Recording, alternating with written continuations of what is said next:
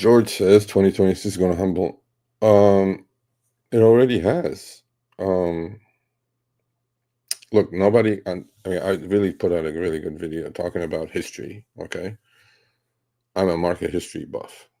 In fact, I put like a trivia question: what was the first amazing global and U.S. short squeeze? Because that's what's happening on. That's what happened on Oklo. That's what's going on with the quantum computing stocks and AI stocks.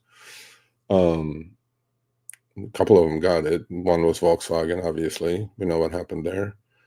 And then the other one was about 20 years ago. I remember distinctly. It was a company called LA Gear. I think they're still around. They're like the Nike competitor. I think that stock went from 1 to 40. It's like GME type squeeze, short squeeze, gamma squeeze, whatever you want to call it. They didn't get that one. Even if you Gemini it or Google it, they don't know either because I lived it. So these short squeezes, man, they're brutal. Shorting, I love shorting things, but if you're on the wrong side, mm-mm-mm. And going back a little bit more on your comment, none of these people, all these YOLOers, all these Robin Hood, YOLOers, again, no disrespect to anybody, I just call them that. So they only started at 2020 because they're all sitting at home and during COVID, right? Government sending you the checks, just put it into a Robinhood account and swing some options. And then they did the AMC and Bed Bath and Beyond, and of course GME. Right? Some made ridiculous amount of money. Some lost everything. Ultimately, they all lost. Their bag holders, all of them. Look, where's GME today? Okay. The point again I'm trying to make is these things are fun when they're doing this. But if you do not step off the train, you're going to crash. And that's the key to trading, right? A lot of people go buy low, sell high. No, I don't subscribe to that. It's just buy high, sell higher. That works. But 2026, this year already did it, but then market came back and saved their ass, right? In April, Liberation Day, tariff musical chairs, which is still going on, by the way. We have November 1 deadline with China. I don't know. There's going to be more volatility, I'm sure. But what happened in April? I had a drawdown of about 14%, and market went down 25%. I saw accounts that were down 50, 60, 70%. But then they were all in what? They were all in SoFi, they were all in Palantir, they were all in NVIDIA, they were all in whatever. Some of these crazy names, right? And then what those crazy names do, they got crazier. And market not only came back and saved their ass, it just gave them more, greater fool theory ammunition.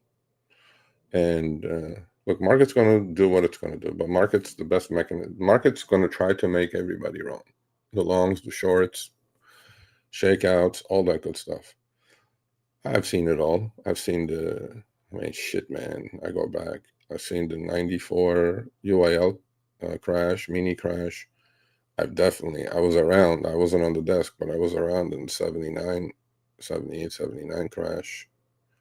That was a crash. But then everything is different, right? The mechanics are different. The market structure is different. We have a Fed that we have an attitude in this country too big to fail, right? Which proved itself in 2000. Look, in 2000, look at the dot-com history. NASDAQ went from 5,000 to 1,000. That's the index. What do you think a lot of stocks did in there? I remember Amazon being at $6 before all these splits.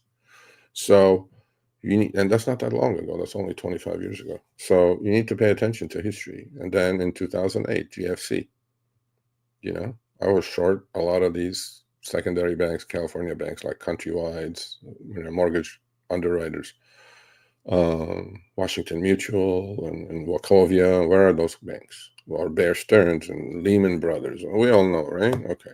Study history. It will happen. It could happen. In fact, last 2 days, it's been kind of going on with the regional banks. Massive sell-off. I mean, massive. And for that, when my members ask me, like, well, what's happening? I'm like, go to FRED, go to Federal Reserve Economic Data, go look at it. It's all there. Macro, all the macro stuff you can absorb is there. Everything you can imagine. Well, why? Regional banks have a lot of exposure to a lot of loans, specifically car loans.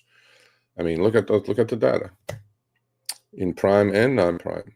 Car loan defaults are at a 2008 high. Same thing is happening now. Mortgages are doing the same thing. Credit card defaults are going through the roof. Look at it. And but our economy is 80% or 75% GDP is consumer spending. We love plastic crack.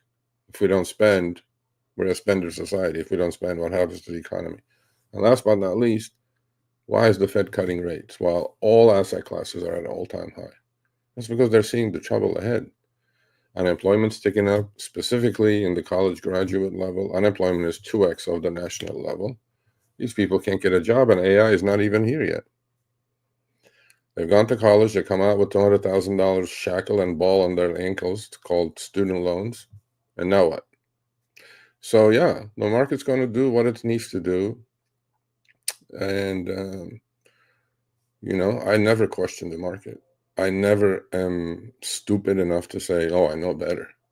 You don't know anything. Market doesn't give a shit who you are. Market doesn't give a shit how much education you have. Market doesn't give a rat's ass how much money you have.